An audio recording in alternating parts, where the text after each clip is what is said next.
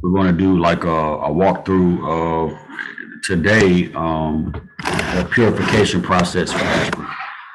And so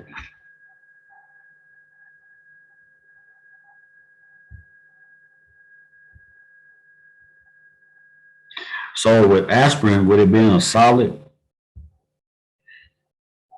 there's several ways to purify solids, but one of the easiest ways, and I think if you watch that little video I sent you earlier, the easiest way to purify a solid is through a process called recrystallization.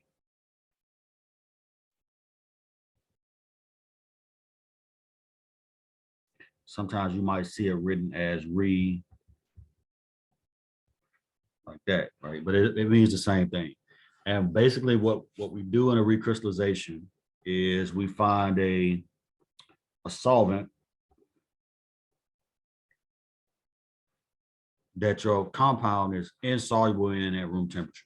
If it's soluble at room temperature, then you got a problem, right? It's not going to work.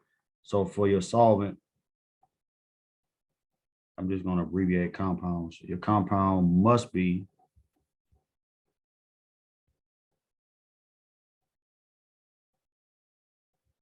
insoluble at room temperature, but soluble at higher temperatures.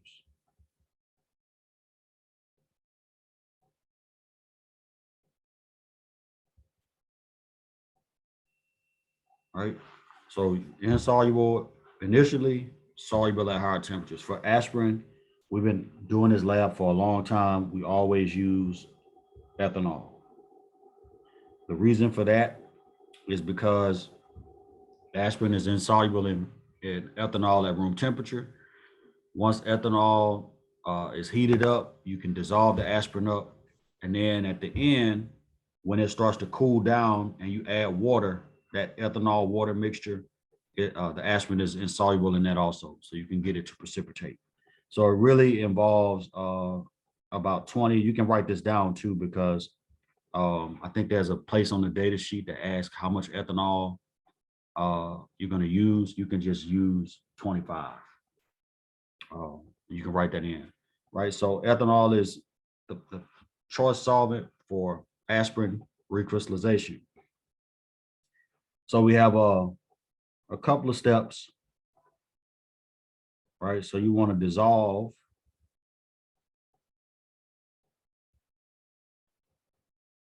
aspirin in a minimum amount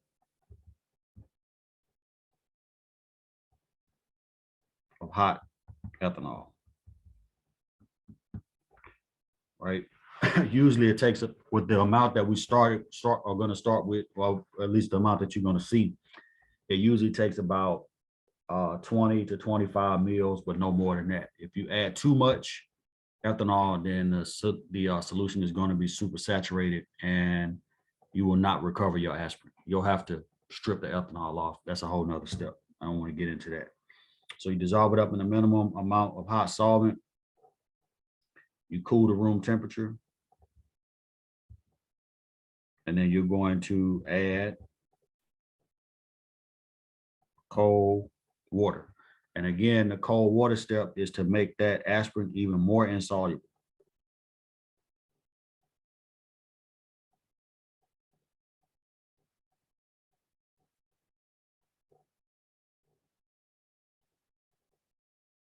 Right? It's going to be even more insoluble.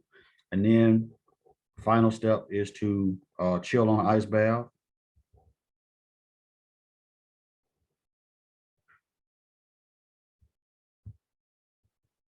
Filter. So we're not gonna, when we get to the filtration step, we don't have to go over that because we've already seen that setup. It's the same vacuum filtration, butyl funnel, a filter flask, a butyl funnel, and then you just use some type of either rubber stopper or filter adapter to create a vacuum.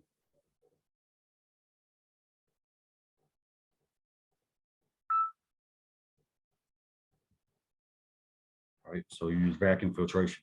So the goal is to find the right solvent. Is really an art form to recrystallization. You find the right solvent, and then use a minimum amount to dissolve up your compound, whatever it may be. And then you, again, cool it, put it on the ice bath. The slower the crystals grow, the cleaner it's going to be. If the crystals come out fast, then that means your aspirin is going to be pretty crappy. And so the example that we're going to see today, we had one, I think that was one person in the group that had a really crappy recrystallization. The crystals came out almost immediately, and you don't want that. You want your crystals to grow very slow.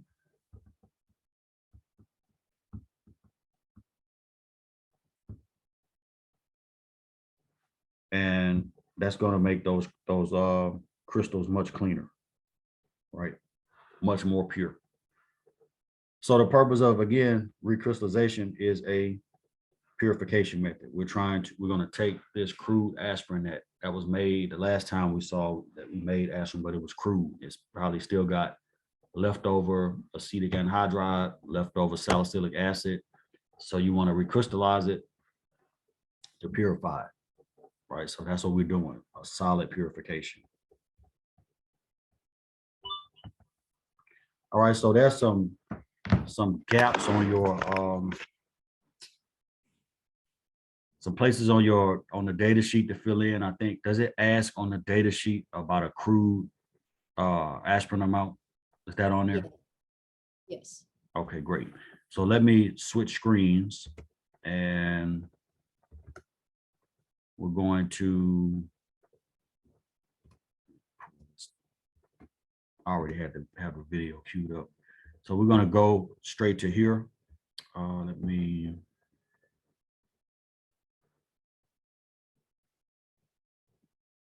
so that's all preliminary. So I'm gonna go straight to the part where the crude masses are being determined. I need to turn it up. All right. So at this point, we're just taking the aspirin that was made the week before and weighing it out. That's it, right? We didn't, like I said before, normally what you could do is weigh your filter paper first. And then once you weigh it, you can subtract it out the next week by just taking that filter paper with the aspirin in it and sitting it on the balance. But we didn't do that. So we're going to just weigh it out now. And then these masses are your crude masses. So we'll go through it, but we're only going to choose one to put on the data sheet. Water in your class? Oh, boy, no. Okay. Zero out my wax paper. So this is the first sample. This sample to the wax paper. And it will take this amount, because can somebody tell me what the well, it's already on the screen now, but can somebody tell me what mass you would expect? What's the theoretical yield that we calculated? 9.01 grams. So around 9 grams. So these crude masses should be close to that. And so that's what you'll see. So the first sample is 7.13 grams. I just put it on the screen rather than. If anybody is wondering at this stage of this aspirin, no, you cannot ingest it. Right. So this is the crude aspirin. This is totally impure. If we actually were in the lab, you would smell like a vinegar smell, because one of the side products is acetic acid, which is the principal component in vinegar. So you smell like a little kind of a vinegary odor. Also, the crude aspirin is kind of powdery and clumpy. That's how you know it's bad. If it's pure, it's very shiny and shimmery, and it's fluffy. It kind of looks like almost like insulation, if you've ever seen that, or cotton candy. It's very fluffy, shimmery, but when it's impure, it just looks like it's very powdery. It makes you real sick. Got it. I told you it was aggressive. You did, and I turned away.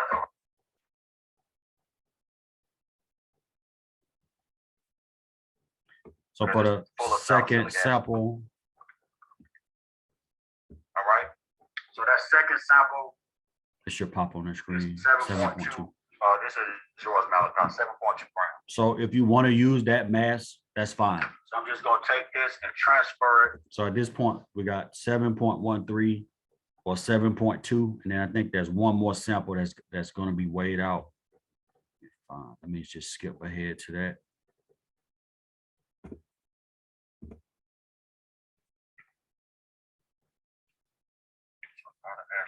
Or it seems like a lot. 7.27. Okay, so now you have three values that you can choose from. The 7.21, 7.27, and then I think the first one was what, 7.09, is that right? Something like that. Let me see. Or 7.20, and then I think the first one was 7.13.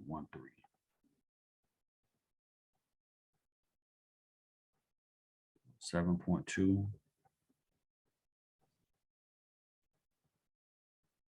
And then 7.27. I'm missing the first one.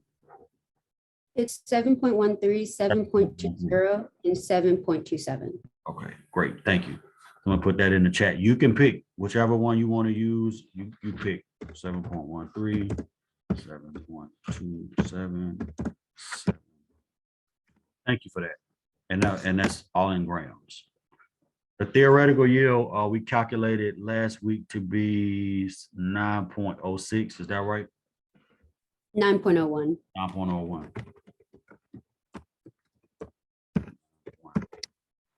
Right.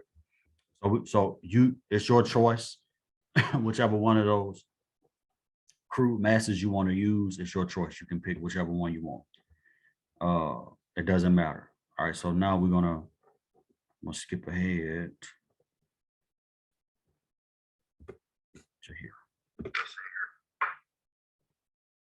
So then once you weigh out the crude aspirin, it's just transferring the whole thing to an early mark. If you ever do a recrystallization and you got big chunks in there like that, you can always just break them up prior to recrystallization. That sometimes will cause you to have to use more solvent than necessary. All right, what? Nah, it's not that bad. So this is important because a lot of times I get this question a lot. If I break up my aspirin, will it change anything about it? Breaking aspirin into smaller pieces or crushing it is a physical change. It does not change anything about its chemistry. So whenever you're doing a recrystallization, you want that sample to be pretty uniform. You don't want big chunks because a lot of times if it's very chunky and you got big, large pieces, they'll soak up a lot of more solvent than you will actually need. So the best thing to do is just get it as fine as possible and then transfer it. See, the good thing about it is even if it's bad, we can make it good. Because once we recrystallize it, we get rid of all the junk. And so we're gonna do that. So there's a couple of tricks that you can do for recrystallization. One of them is to do what's called seeding. But the only time you have to seed is if your crystals don't come out of solution. And the only time you have to do that is if you use too much solvent. Right, so you don't want to oversaturate to this sample, and this ethanol is already, we all know it's not. All right, so this is the next step. So once you prepare your sample, the next step is to take ethanol and to be efficient, this group was heating up the ethanol while we were weighing out, getting the crude masses, right? And that's always what you want to do. You want your ethanol to already be hot, so you can transfer it. In the video that I sent you, the guy used a pipette and just pipetted over the hot ethanol. But in this case, the way that I normally like to do recrystallization is to take the hot ethanol, add about 5 mils, and then put that sample directly onto the hot plate and keep adding ethanol until it's all dissolved. So you'll see that in this example right here. Because it jumped out of the beach. Hot water. So go ahead and add that. You're going to see immediately that it's not all going to dissolve. So that's about 5 milliliters right there initially. right? So you can see, those of you who are watching, if it doesn't dissolve with that initial amount, then it's not enough, right? So that's where you want to keep heating that. But at the same time,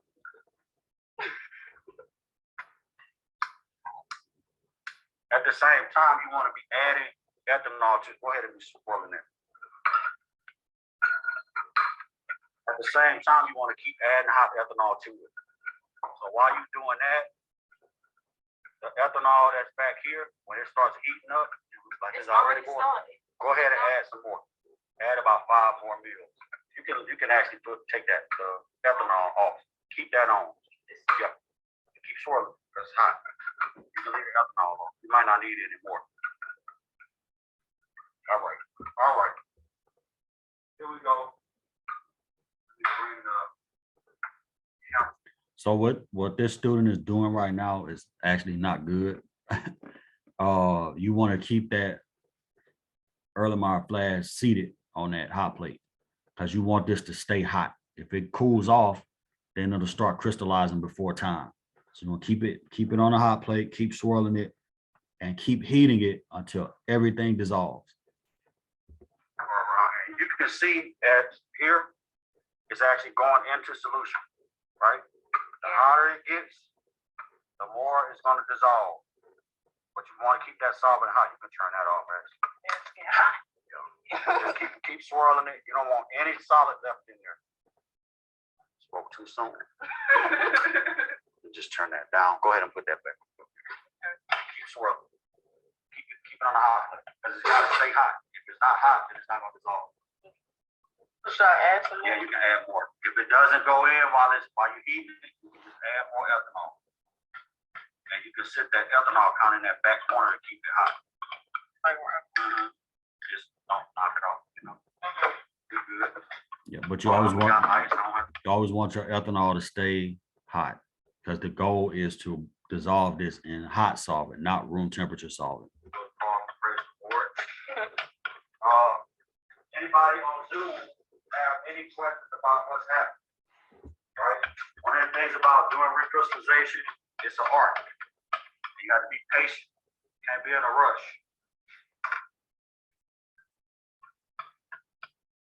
All right, let me skip ahead just a tad. What you don't want to do again is add too much solvent. So if you see yourself dissolving, it's best to just keep heating it instead of trying to add. Yeah, and so if there's still solid left, right? You want to heat continually until it's all dissolved. Sometimes the solid, there'll be some trash in there. Sometimes there may be some little pieces of filter paper trapped in the solid, whatever. In those cases, you have to do what's called you can write this down, you have to do what's called a hot gravity filtration. And that's actually on your sheet. There's a box where you have to either say yes or no for whether or not a hot gravity filtration was necessary. So what a hot gravity filtration is it's a method or it's a technique to get rid of insoluble impurities. So if you have something that's insoluble and you have and it's not a part of your aspirin, it's some impurity, but it won't dissolve, you can filter your aspirin. So you'll take it while it's hot, use a glass funnel, piece of filter paper, and just filter it quickly because it'll start crystallizing as it cools down if you don't do it fast. So you do that hot gravity filtration only if it's necessary. Only if you have impurities that are insoluble, then you will do that. So you can check on the box on the data sheet where it says hot gravity filtration. You can just check no on that box. I think one person in this group did have to do that, but for the purpose of our class and our lab right now, you can just check no. Add more solvent to it to make it go in. How much have you used so far? I think about 12. 12? Yeah, you might want to add a little Click bit. no for the hot gravity filtration. Because it shouldn't take more than 20. So, You can see it finally all dissolved. All of these samples are really good for one reason, well, two reasons. Number one, we haven't had to do a hot gravity filtration. A lot of times you're dealing with a recrystallization and you have some impurity in there that won't dissolve. You can do what's called a hot gravity filtration. You just take it while it's still hot, filter it through a glass funnel, get that insoluble crap out of there. But we haven't had to do that, so that's good. Do I take it off? Yep. That's cool. You ready for some? If you use the 7.14 grams, then the time it took was 5 minutes. If you use 7.2, 4 minutes. And if you use 7.27, then 7 minutes. Okay, this is the another box on the sheet because I think it adds how long did it take for the sample to dissolve. So if you use the 7.13 as your crude mass, then that sample took 5 minutes. If you use the crude mass of 7.2, then that sample took 4 minutes, and then the 7.27 took 7 minutes. So you can write those times in the allotted space on the data sheet, depending on which number you used. Because again, I said earlier, you can use any one of those masses. It doesn't change anything. All right. Anybody have? Mr. Russell, Go ahead. sorry, I do have a question. So the 7.14 and 7. Those calculations and the times, are those supposed to go in the reagent table? No, there should be a box on the I data couldn't sheet. see it. I'm looking for where. It should actually say the crude times are mass. out. Is there a box that says, there's a box that says crude mass, right? Sorry, I'm trying to find it. It says crude yield of Crude aspirin. yield. Okay, I see Yeah. it. Put that in there, 7.14 or 7.13 grams. And then in the recrystallization section, it says something like hot gravity filtration, yes or no. You're gonna check no. And then the time, depending on which number you use for the mass, the times are right there. So 5 minutes for the first sample, 7.13 grams, 4 minutes for the 7.2, and then 7 minutes for 7.27 grams.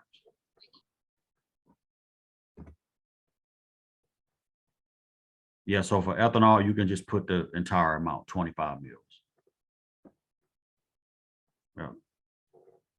All right, any other questions before we press forward?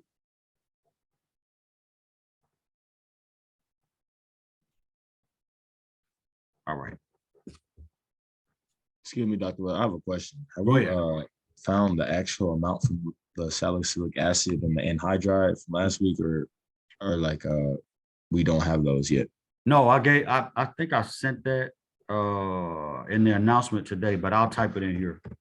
Okay, thank you. 6.91 grams of salicylic acid and 7 milliliters or 8.56 grams.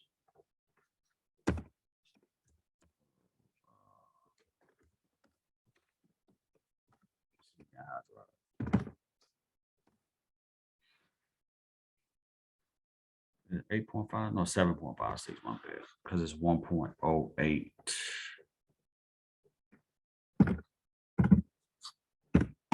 .08 is the density. So 7.56 grams of acetic anhydride and then 6.9 grams of salicylic acid. All right. Are those first ones? Say again? Sorry, are those first calculations, the 6.91 and 8.54? I mean 56, are those the actual amount? Or Yeah, what you're- yeah, that's the actual amount. The required amount, remember, was for the salicylic acid was 6.9 grams, and for the acetic anhydride is 7 milliliters. So the 7.56 grams is just this 7 mils converted into grams using the density of acetic anhydride. So don't put the 8.56, that's not the right number. It's 7.56 in grams or 7 milliliters in Okay, thank you. volume. Yeah. All right. Okay. Other questions? Anything? All right. So now in this part of the recrystallization step, we are going to add some cold water, and that's going to facilitate the crystallization, because again, aspirin is insoluble in this water ethanol mix. It's insoluble in room temperature ethanol, but it's also when you add the water, it makes it even more insoluble. Go ahead, just add it. And you see it turn milky, right? Right. And if you notice, the flask is sitting on the bench top. It had been actually sitting there for a few minutes because you don't want to add the cold water while the solution is still hot, because then it's just going to make everything crash out of solution. So it's always important to cool it to room temperature and then add the cold water. The reason for that, reason for the water, is that the aspirin itself is soluble in hot ethanol, but it's insoluble in a water ethanol mixture. So when you add the water, what you're doing is you're gonna force the aspirin to come out of solution. All right, because it's not soluble in that water ethanol mixture. So you can put that right on ice bath. Yeah, go ahead. You can see Patrini's hers turn milky also, which is a good thing. But what you don't want is crystals immediately. So that means that your stuff precipitated and it didn't crystallize.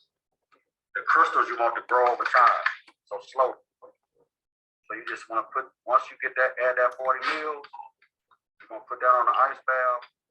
And yep, that's fine. You can see right here that some crystals are starting to form in that flask. You can see them forming on the bottom.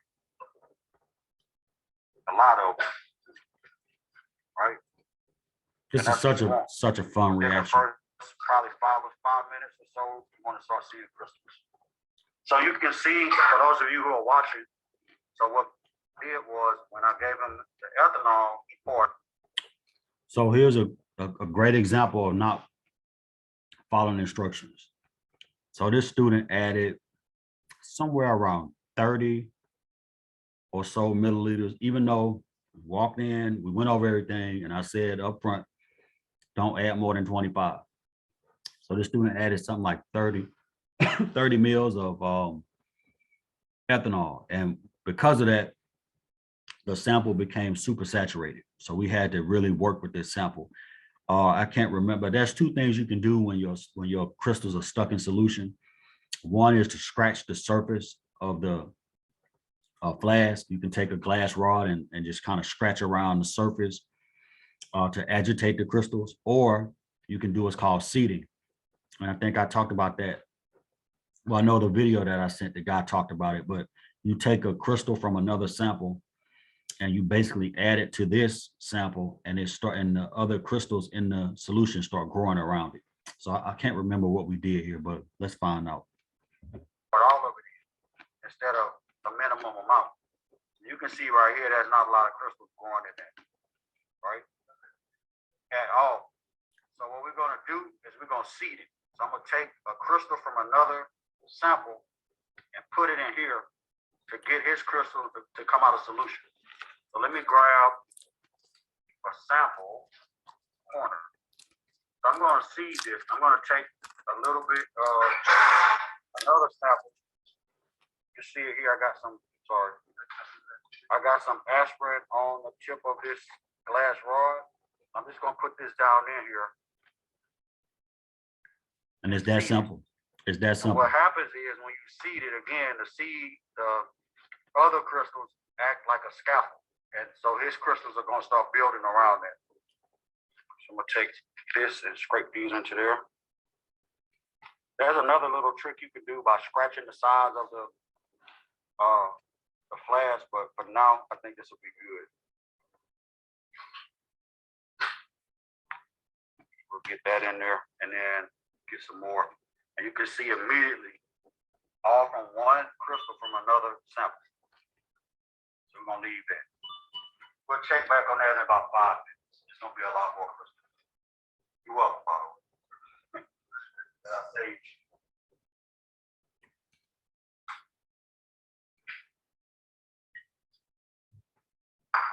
Normally we clamp that down because you know those hoses have tension in them, and I've seen those things turn over and break. But it's So this part we've already seen, right? This is just a vacuum filtration. You have a vacuum flask rubber hose that you attach to one end of that vacuum flask. The other end is attached to an aspirator. And you have a Buchner funnel and some type of adapter to hold it in place. And it's the same thing from last week. We had used a coffee filter and we just filtered the aspirin right into it. So I'm trying to fast forward to that part.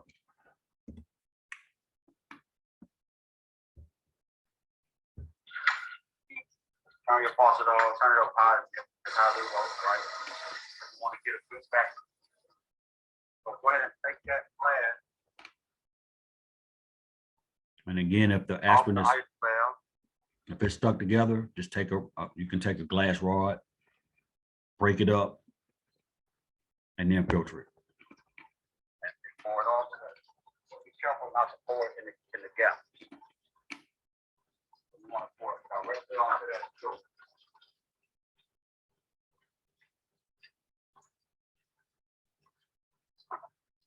You can see it, all of her aspirin is stuck to the bottom. Include all these. Everything.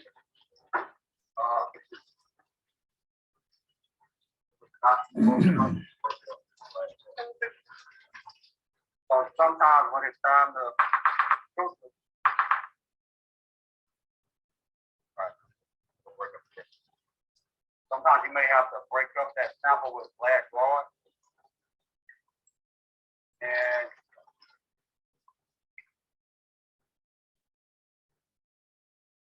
I'm doing now. Have a glass rod. And we also gonna rinse it with water.